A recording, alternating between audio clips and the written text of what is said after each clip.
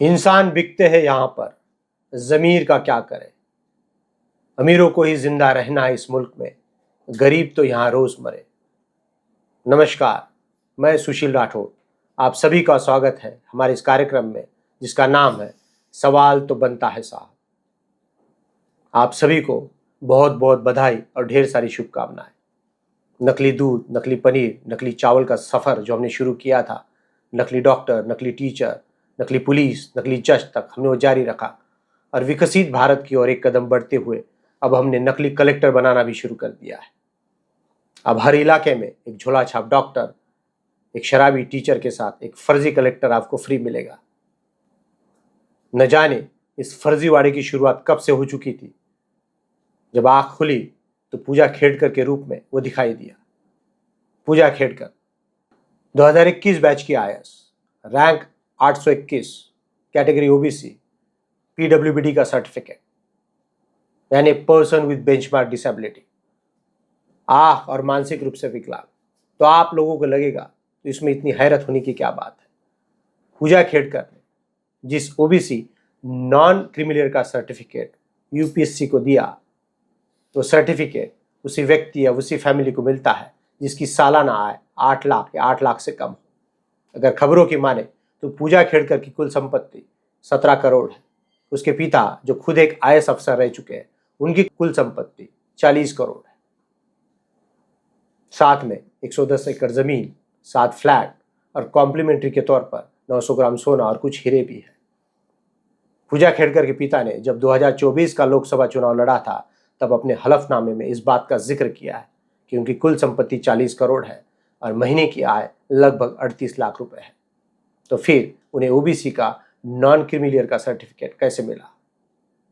किस तहसीलदार ने अपनी आंख, नाक, कान के छेद में पैसों की गड्डी डालकर यह सर्टिफिकेट बनवाया? या फिर नकली दूध, नकली पनीर की तरह नकली सर्टिफिकेट भी बनवाया गया? दूसरी बात, पूजा खेड़कर ने जो दिव्यांगता का सर्टिफिकेट यूपीएससी को सबमिट किया, उसकी जांच के लिए जो यूपीएससी ने उनको मेडिकल जांच के लिए एम्स में 1 नहीं, 2 नहीं, 6 बार बुलाया, लेकिन कोई ना कोई बहाना देकर पूजा खेड़कर ने वहां आने से मना कर दिया। और फिर एक निजी अस्पताल का एमआरआई स्कैन रिपोर्ट उन्होंने यूपीएससी को भेजा। यूपीएससी ने इसकी शिकायत कैट से की। कैट माने सेंट्रल एडमिनिस्ट्रेटिव ट्रिब्यूनल। कैट ने भी इस पर आपत्ति दर्ज की। लेकिन फिर हुआ क्या?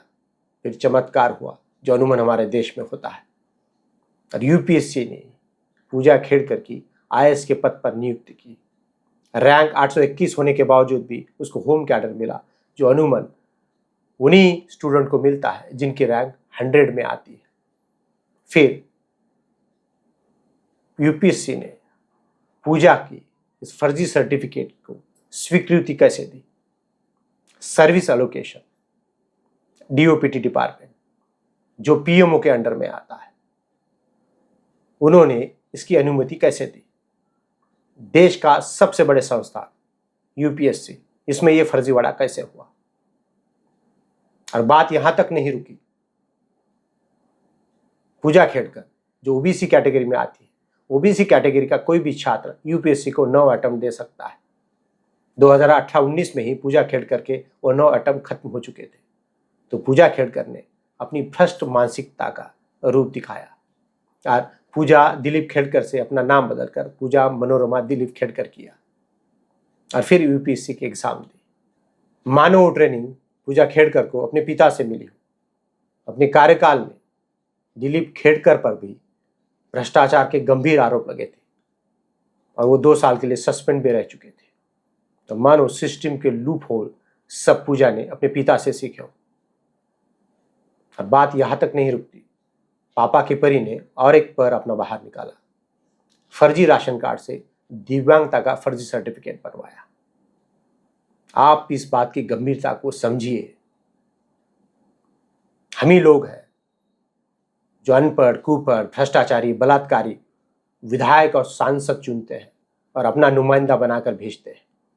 और यही लोग इन भ्रष्ट अधिकारियों के साथ मिलकर हमारा इस देश का भविष्य तय करते हैं कि हमें क्या खाना है, क्या पीना है, कैसे रहना है। क्योंकि यही आईएएस ऑफिसर्स इस देश की नीतियां बनाते हैं, पॉलिसीज बनाते हैं।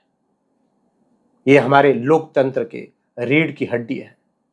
अगर यही नकली होगी तो हमारा देश का अपाहिज होना तय है।